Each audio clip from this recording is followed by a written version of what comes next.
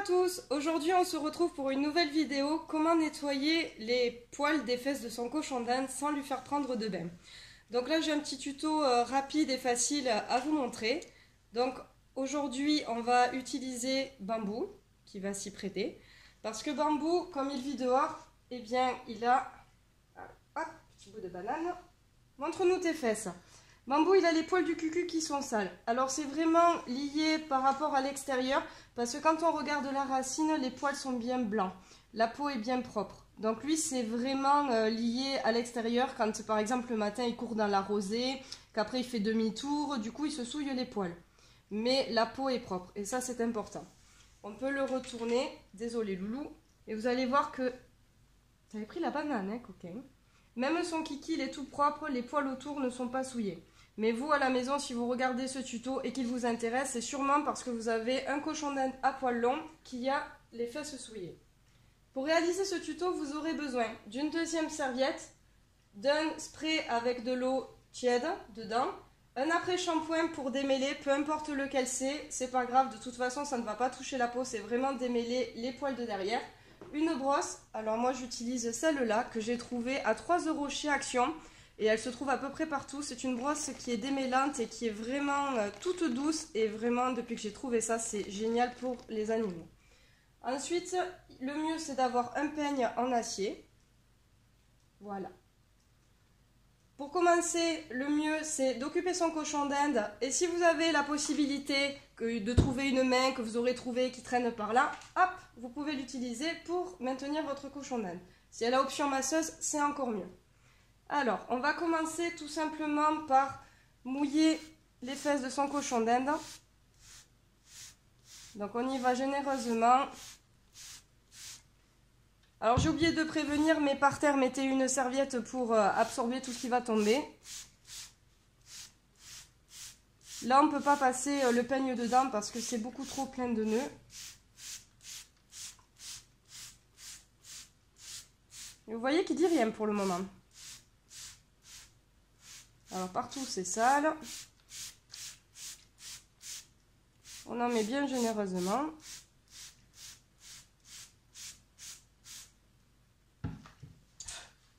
Ensuite, vous prenez un peu de votre après-shampoing qui va servir de démêlant, mais surtout pour enlever les odeurs. Et telle une bonne coiffeuse, vous allez frictionner doucement les pointes. Ah oui, alors comme on touche les fesses, forcément ça ne plaît pas à tout le monde. Voilà.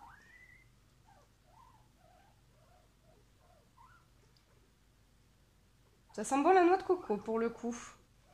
Alors moi j'ai pris ce qui traînait à la maison, hein, c'est quelque chose de tout simple, Timothée, on va pas leur faire de la pub, mais n'importe lequel, c'est pas grave. Hein.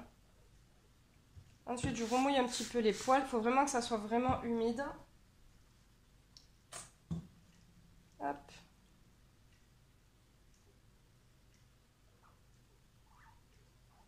Voilà.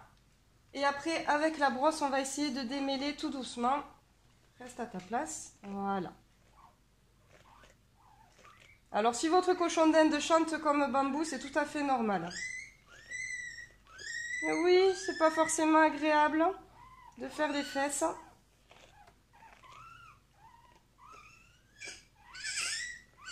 Oh là là, tu as des nœuds.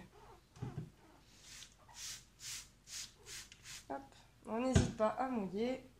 Et là en fait ça touche même pas la peau. Si on écarte, vous voyez, ça touche même pas la peau, c'est vraiment les poils à l'extérieur. Oh là là, quelle séance de torture. Alors je vous rassure, on lui fait absolument pas mal. Hein. Les cochons d'Inde ont cette capacité de beaucoup parler. Voilà.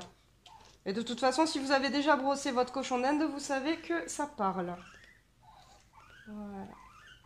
Une fois que vous trouvez qu'il n'y a plus de résistance avec la brosse, vous pouvez vérifier avec le peigne si tout a été correctement démêlé.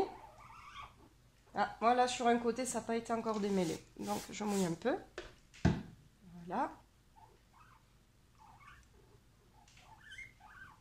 Hop, je vérifie que tous les poils de mon popotin ont été bien démêlés. Ce qui est le cas à présent. Et ensuite, il me reste à prendre la petite serviette, on rince bien tous les poils et là vous allez voir qu'ils vont vachement blanchir vu que toute la saleté va dégouliner dessus.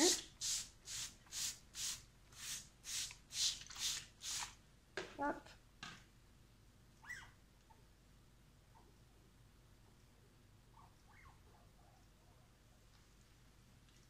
Hop, on continue. Là en fait le but c'est de rincer. Donc on n'hésite pas à en mettre.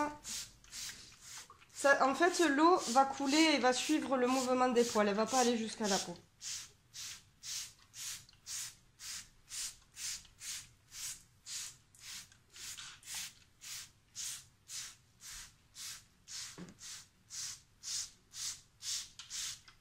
Voilà, on redémêle un peu.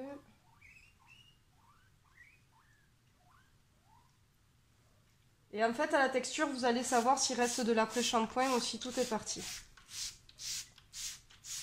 Et j'ai envie de vous dire que tant que ça coule sale, c'est que c'est pas bien rincé. Alors, le rôle de l'après-shampoing va avoir bien sûr le rôle de démêler, mais aussi de sentir un peu meilleur. Parce que souvent, ce qu'on reproche aux cochons d'Inde et qu'on est vraiment au point de vouloir les laver, c'est vraiment quand ils vivent dedans et qu'ils ont une odeur affreuse. Donc là, l'après-shampoing va permettre de sentir bon. Une fois qu'on a bien démêlé, bien rincé, et bien on va tout simplement sécher. On fait le petit massage des fesses, que Monsieur Bambou n'apprécie pas du tout. Faut dire ce qui est. Voilà.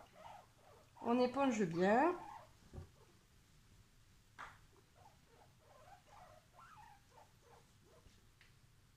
Ça va la torture, Bambou ?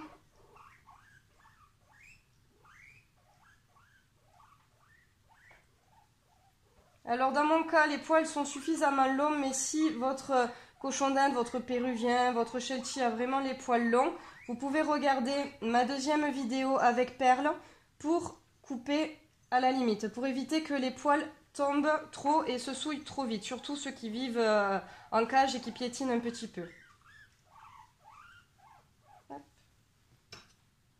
Et après, une fois que vous avez bien essuyé avec la serviette, voilà. Après, ça va sécher tout seul. Et toujours pareil, ça n'a pas touché la peau. On voit là, c'est sec. Donc, il n'y a pas de souci, on peut laisser sécher au naturel. Là, on a juste humidifié vraiment le dernier des fesses. Allez, Bambou, on te remet à la tête. Voilà.